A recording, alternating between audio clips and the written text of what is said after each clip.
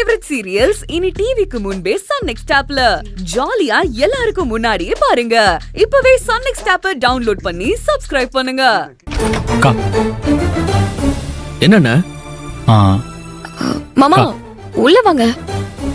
கார்த்தி உங்ககிட்ட கொஞ்சம் பேசணும் வா. ஏங்க நீங்க இருங்க.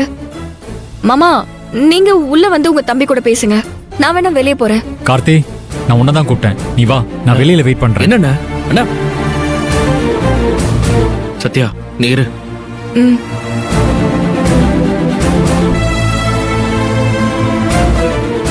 அண்ணா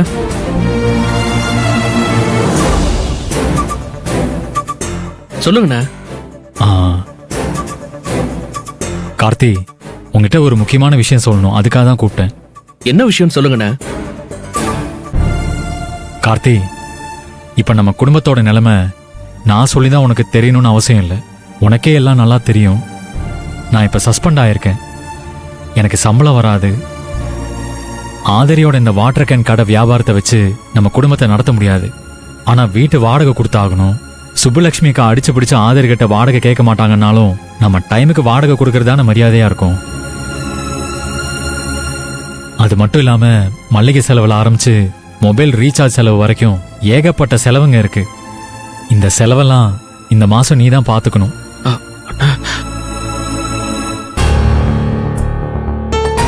நானும் இத்தனை வருஷம் இதெல்லாம் தூக்கி சுமந்துட்டேன். இந்த மாசம் நீ பாத்துக்கோ. அண்ணா இல்லண்ணா, என்னால முடியாதுண்ணே. என்கிட்ட நம்ம குடும்ப செலவை பாக்குற அளவுக்கு கையில பணம் இல்லைண்ணா. என்னடா இப்படி சொல்ற? சொந்தமா மெக்கானிக் ஷாப்பை வச்சு நடத்திக்கிட்டு இருக்க, உன்னால ஒரு மாசம் கூட குடும்பத்துக்கு செலவு பண்ண முடியாதா? நீ சம்பாதிக்கிற பணத்தால என்ன பண்ற?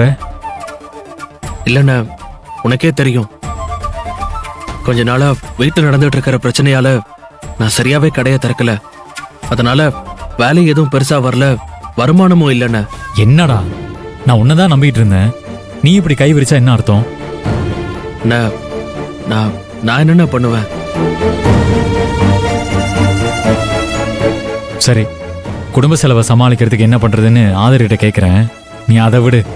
நீ ஒண்ணு பண்ணு, உனக்கு தெரிஞ்ச சர்க்கிள்ல யாருக்கிட்டையாவது 1 லட்ச ரூபா கடன் வாங்கி கொடு.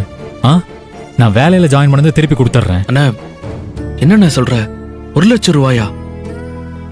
ஆமாண்டா, நான் ஒரு ஆளுகிட்ட 1 லட்ச ரூபா கடன் வாங்கியிருந்தேன். நாளைக்கு லாஸ்ட் டேட் வேற. எப்படியாவது பணத்தை திருப்பி கொடுத்தே ஆகணும். இல்லைன்னா அந்த ஆளு வீட்டு வாசல்ல வந்து நின்று கத்தி கலாட்டா பண்ணுவான். அதனால நாளைக்கு எப்படியாவது 1 லட்ச ரூபா புரட்டி அந்த ஆளுகிட்ட கொடுத்தே ஆகணும். நீ யார்கிட்ட கேட்டு பாரு. அண்ணா தப்பா நினைக்காதண்ண. 1 லட்ச ரூபா கடன் கொடுக்கற அளவுக்கு எனக்கு யாரையும் தெரியாதுண்ண. என்னடா நீ எல்லாத்துக்கும் இப்படியே சொல்ற? நீ யார்கிட்ட கேட்டு பாருடா, ட்ரை பண்ணு. அண்ணா நான் வேணா சத்யா கிட்ட கேட்கட்டுமா?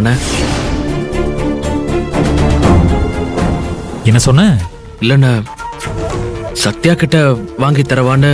நான் உன்னை யார்கிட்டயாவது பணம் கடனா கேட்க சொன்னனே தவிர பிச்சை கேட்க சொல்லல. இல்லண்ணா, சத்யா கிட்ட பணம் வாங்குறது பிச்சைக்கு சமம்டா. அதுக்கு நான் செத்தாலும் சம்மதிக்க மாட்டேன். சத்யா கிட்ட பணத்தை வாங்கி அசிங்கப்படுறதுக்கு பதிலா கடன் வாங்கினவங்கிட்டே அசிங்கப்பட்டு நின்னுக்கிறேன். நீயும் ஐடியாவும். அண்ணா